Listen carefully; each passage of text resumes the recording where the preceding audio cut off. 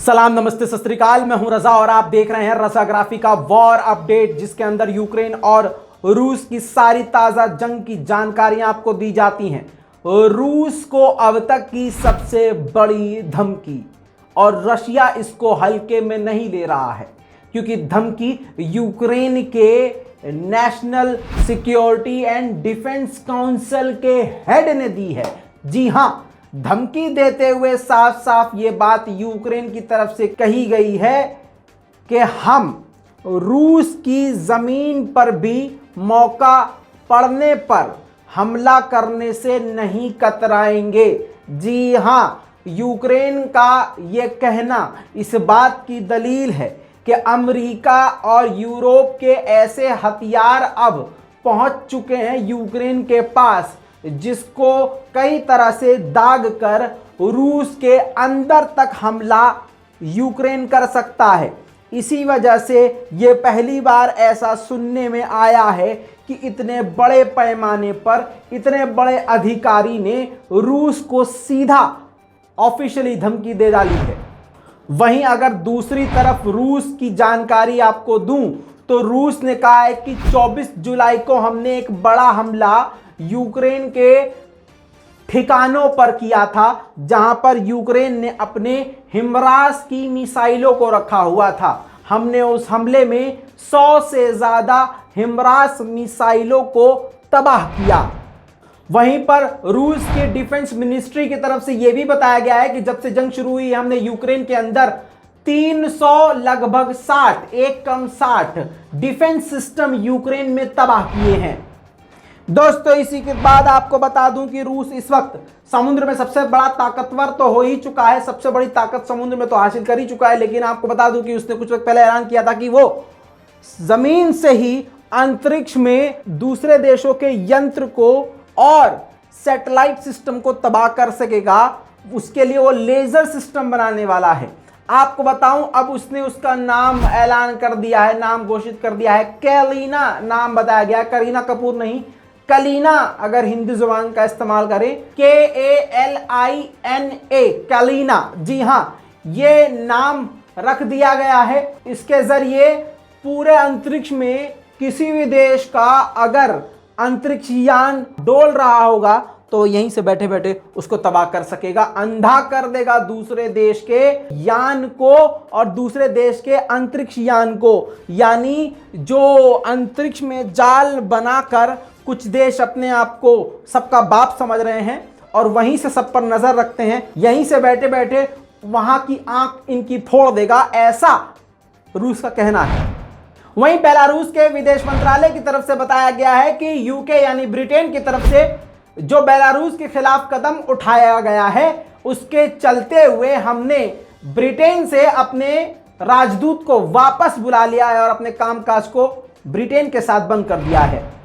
वहीं आपको बता दूं कि पोलैंड इस वक्त खतरे के निशान पर है और रूस के निशाने पर है। जी हां, अब हवा संठ हुई पड़ी है, लेकिन पोलैंड नेटो का मेंबर है, तो अमेरिका ने अपने 6 F-16 रैप्टर फाइटर जेट विमान पोलैंड की तरफ रवाना कर दिए हैं, जो कि अब पोलैंड के हवाई सीमा की सुरक्षा करने के लिए पहुंचेंगे। दोस्तों, इसी के साथ आपको बता दूं कि साउथ कोरिया ने सबसे बड़ी डील की है, सबसे बड़े लेवल के हथियार इस साल बेचे हैं। आपको बताऊं, 50 फाइटर जेट पोलैंड को बेचे और इसके अलावा 1600 से ज्यादा टैंक पोलैंड को बेचे हैं। काफी बड़ी डील पोलैंड और साउथ कोरिया के बीच में। इसी के साथ आपको बताऊं, अमेरिका की संसद ने एक कानून बनाया है जो अभी पास होने वाला है, जिसमें सभी सांसद जब साइन कर देंगे तो ये एक ऐसा कानून बन जाएगा जिस कानून के तहत अब रूस पर लेवल लग जाएगा टेररिज्म को प्रमोट करने वाले देशों के लिस्ट में ये शामिल हो जाएगा। यानी एक ऐसा देश हो जाएगा रशिया जो कि टेररिज्म को सपोर्ट करता हो, जिसके बाद इंटरनेशनल लेवल पर कभी भी रूस को कोई भी हेल्प नहीं मिल पाएगी। दूसरी बात आपको बताऊं, रशिया को लोन नहीं मिल पाएगा। इंटरनेशनल ब्रांड्स रूस के अंदर जाकर बड़े लेवल पर मार्केटिंग और बिजनेस नहीं कर पाएंगे। बहुत सारी दिक्कतें रूस को हो सकती हैं, लेकिन उधर से रूस हमेशा ऐसी सभी चीज़ों पर पानी फेरता हुआ ठेंगा दिखा देता है। अब दोस्तों आप समझ लीजिए कि रूस का भौकाल अभी भी इस प्रकार से जारी है कि रूस के विदेश मंत्री सरगेई लावरोव को एक चिट्ठी मिलती है, एक मैसेज मिलता है, एक ड्राफ्ट मिलता है, जिसमें मैसेज ये था कि अमेरिका के विदेश मंत्री एंटोनी ब्लिंकन आपसे बात करना चाहते हैं, यानी अमेरिका रूस से बात करना चाहता है इस मुद्दे पर, यूक्रेन और रशिया के जंग के मुद्दे पर, जिस पर सरगेई लावरोव ने कहा हम अपना शेड्यूल देख के बताएंगे कि हमारे पास वक्त है कि नहीं। जी हां, ऐसा ही स्वैग उन्होंने अमेरिका को दिखाया। वहीं व्लादिमीर पुतिन के पुराने दोस्त और पूर्व राष्ट्रपति रूस के, उन्होंने एक मैप जारी किया है। पहले देखिए ये दिखाया है, ये है पहले का, ये यूक्रेन है, जो पूरा येलो कलर का आपको यूक्रेन नजर आ रहा है। अब ये दूसरा मैप देखिए दोस्तों, जिस मैप में 90% कब्जा रूस का दिखाया गया है और पीछे से पोलैंड ने भी कब्जा लिया है, थोड़ा सा रोमानिया भी आगे बढ़ गया है और बेलारूस भी। यूक्रेन और कीव यानी पूरा यूक्रेन जो है सिमट कर छोटा सा हो गया है। यानी उन्होंने ये कहा है कि पोलैंड भी पीछे नहीं रहेगा, अमेरिका पोलैंड मिलकर भी यूक्रेन पर कब्जा कर लेंगे और इधर से तो 90% हम कब्जा कर ही लेंगे। खैर आगे बढ़ते हैं दोस्तों। इसी के साथ आपको बता दूं कि हमारे 3 भारतीय नागरिकों पर यूक्रेन ने पाबंदी लगा दी है, यह कहते हुए कि ये रूस का प्रोपेगेंडा फैलाते हैं। आपको बताऊं, ये हैं वो तीनों शख्स आपकी स्क्रीन पर और द प्रिंट का ये रिपोर्ट आपके सामने है। आपको बताऊं, PS राघवन, दूसरे हैं सईद नकवी और तीसरे हैं सैम पित्रोदा। जी हां, जिनको ब्लैकलिस्ट किया गया है और पूरी तरह से बैन कर दिया है। कहा है कि ये पूरी तरह से रूस के साथ हैं और यूक्रेन के खिलाफ प्रोपेगेंडा फैलाते हैं। मुझे ये समझ में नहीं आता है कि भाई साहब इसमें प्रोपेगेंडा क्या था। अगर रूस की तरफ से कोई बात बता दी जाती है और आपकी तरफ की भी बात रखी जाती है, इसमें प्रोपेगेंडा क्या है। खैर दोस्तों, इसी के साथ अगर इन्होंने 3 भारतीयों को बैन किया है तो मैं भी भारत की सरजमीन से आज बड़ा ऐलान करता हूं और भारत की तरफ से यूक्रेन के प्रेसिडेंट ज़ेलेंस्की को ब्लैकलिस्ट करता हूं। सबसे बड़ी ब्रेकिंग न्यूज, रजा ग्राफी ने ज़ेलेंस्की को किया ब्लैकलिस्ट, पूरी तरह से बैन। चल तो बट दुकान बंद, शटर डाउन, चल। वहीं आपको बता दूं दोस्तों कि पहला शिप, इस जंग के शुरू होने के बाद पहली बार एक शिप, आपकी स्क्रीन पर ये तस्वीर देखिए जिसमें ज़ेलेंस्की खुद पहुंच गए हैं, अनाज के साथ पहला शिप तैयार हुआ है जो विदेश जाने के लिए तैयार है। इसमें आप देख रहे हैं तुर्की का झंडा लगा हुआ है, क्योंकि तुर्की का इसमें अहम रोल है।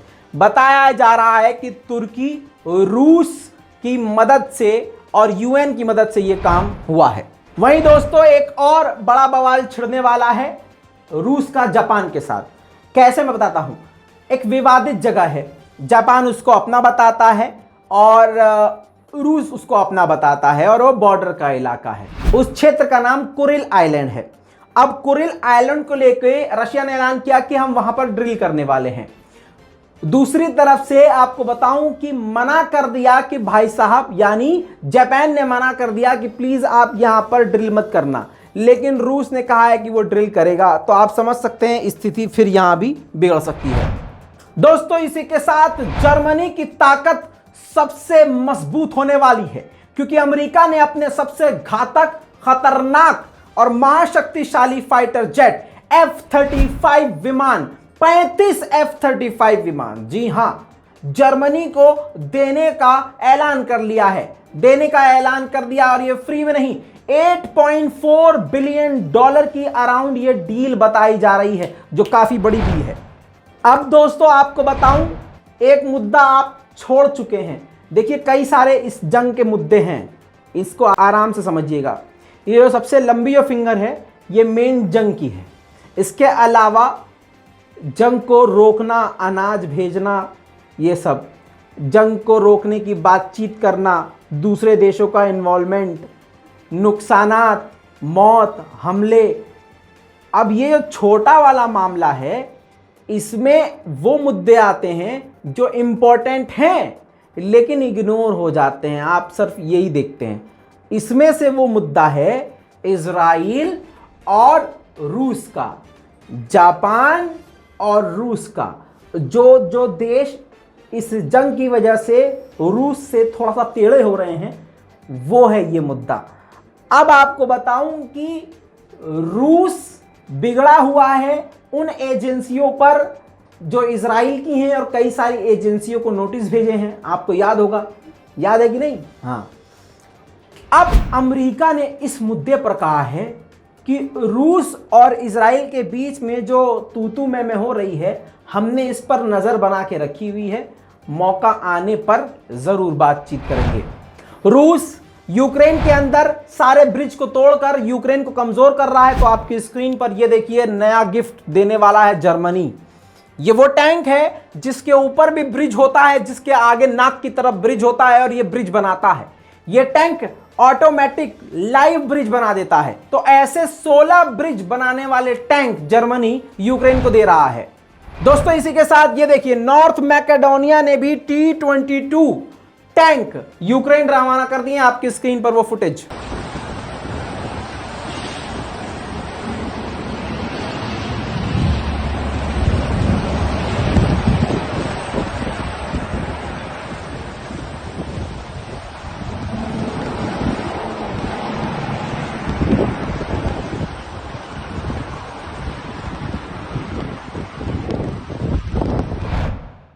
दोस्तों डोनेट्स्क के इलाके पर रूस का कब्जा है। अब वहां पर यूक्रेन ने बड़ा हमला किया, देर रात आग लग गई। देखिए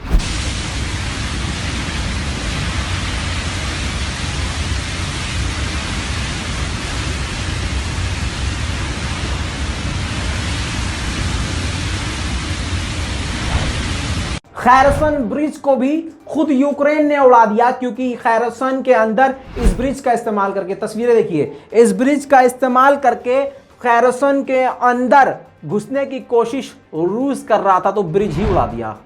दोस्तों वहीं पर बता दूं कि रूस के खिलाफ एक अलग आर्मी तैयार हो चुकी है। नहीं, यूक्रेन की नहीं है, वो खुद रूस के ही लोग हैं, रशियन ही हैं, लेकिन वो व्लादिमीर पुतिन और वहां की सरकार के खिलाफ उन्होंने, आपकी स्क्रीन पर देखिए, उन्होंने ये देखिए झंडा भी लहरा दिया है और मिलिट्री परेड भी किया है। इसके अलावा उन्होंने अपनी शक्ति प्रदर्शन भी किया है। और अब कहा यह जा रहा है कि इस जंग में रूस को दोहरी मार पड़ेगी, क्योंकि मैंने आपको बताया था कि रमजान कादिरोव के अंदर भी, उनकी टीम के अंदर भी एक अलग मिलिट्री बन गई है उनके खिलाफ। ऐसे ही यूक्रेन तो है ही खिलाफ, अब रूस के अंदर से भी एंटी रशियन ग्रुप आपकी स्क्रीन पर है। वहीं पर यूक्रेन काफी ज्यादा रूस को सटीक निशाने बनाकर निशाने पर ले रहा है और रूस का काफी बड़ा नुकसान हो रहा है। आपको यह हल्का फुल्का लग रहा होगा, लेकिन यकीन करिए रूस के काफी बड़े बड़े नुकसान एक एक झटके में हो रहे हैं। देखिए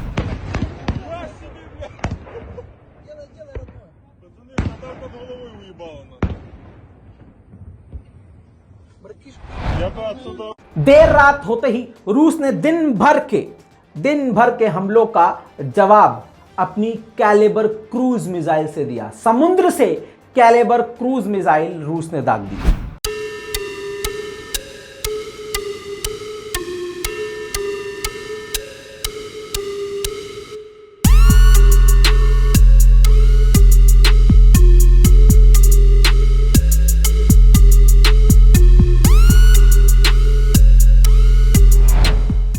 वहीं पर रूस के कब्जाई हुई जगह पर, येलेवनका जगह पर, जी हां येलेवनका जगह पर, जहां पर रूस का कब्जा है, वहां पर अचानक यूक्रेन ने हमला किया, जिस हमले में 40 रूसी मारे गए और दर्जनों घायल हो गए। तबाही का मंजर रूसी टीवी चैनल ने खुद दिखाया है। देखिए у нацистского подразделения Азов.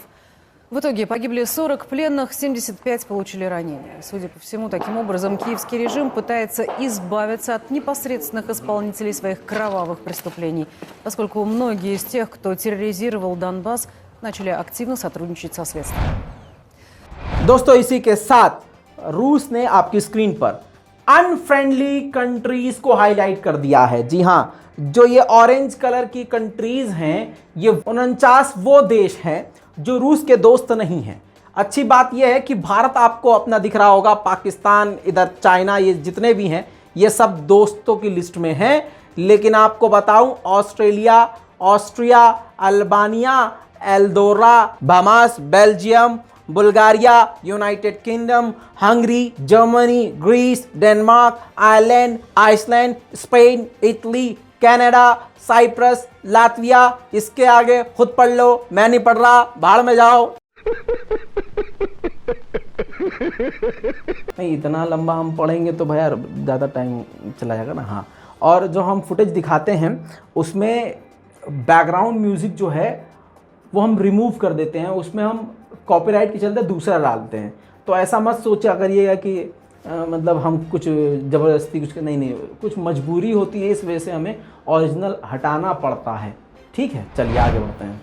अब बेचारे यूक्रेन के लोग भी बम के आदी हो चुके हैं, धमाके के आदी हो चुके हैं, ज़मीन हिलने के आदी, बिल्डिंग ब्लास्ट, चीखो। आपकी स्क्रीन पर ये देखिए, बम गिर रहे हैं, ज़लज़ला आ रहा है, ज़मीन कांप रही है। लेकिन देखिए, आम लोग तो छोड़िए, ये है भी तो महिलाएं, वो भी मेकअप के सामान के साथ दुकान पे शॉपिंग के टाइम पे कयामत सच में आ जाए तब भी महिलाएं अपनी दुकान से बाहर न निकलें मॉल से बाहर न निकले। अगर 10% डिस्काउंट नायका वाले दे देते हैं तो बाल पकड़ के घर वालों से ऑर्डर करवाती हैं, दीदी हाँ करिए मम्मी। तो मतलब यहाँ तो फिर भी चलिए छोड़िए, आगे बढ़ते हैं दोस्तों। इसी के साथ आखिर में अब मैं आपको बताऊंगा बहुत बड़ी जनरल नॉलेज, कौन सा देश इस दौर में भी सबसे ज्यादा फ्यूल खरीद रहा है रूस से। आपकी स्क्रीन पर पूरा ग्राफ लगा रहा हूं। चाइना सबसे आगे है, क्रूड ऑयल सबसे ज्यादा चाइना ले रहा है। और दूसरी बात देखिए, जर्मनी देखिए, जर्मनी भी बहुत सारा ले रहा है और पाइपलाइन गैस भी ले रहा है। इसके अलावा इटली भी ले रहा है। और आप देखिए तीसरे और चौथे नंबर पे नीदरलैंड और तुर्की भी है। इंडिया तो भाई साहब चौथे, पांचवें, छठे नंबर पे आपको नजर आएगा।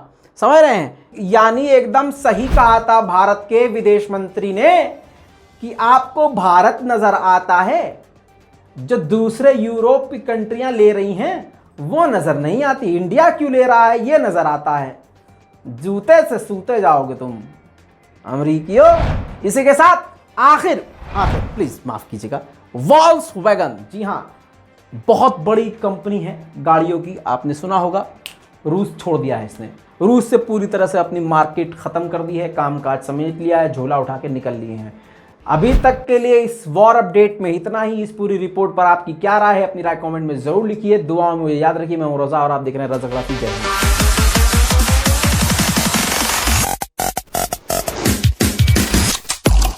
तेरा बाप आया।